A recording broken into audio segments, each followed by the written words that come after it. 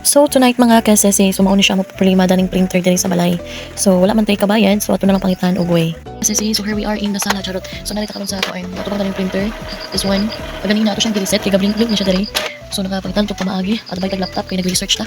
Then actually wala na siya ang blink dani. Then karon na pod, so katungod lagi kay sa iyang mga kuan na apay kulang na color, so ako siyang cleaning. So kay marami kay hindi makina ang printer, so muna to gibuhat. Nag-research ako kay kabalo na bitakan ko ipa-fix na to ni dito sa kuan sa computeran or katong natulig na rin mga inani printer. But kaya bayad sa mga tanak kay wala pag budget, so ang point is nag-research na lang ko sa YouTube. Then praise the Lord kay murag na okay po na ko siya. Wala tong blink dire. Then ang problema na lang is nakikulang nga color. So cleaning pa na ko siya kamulo. No.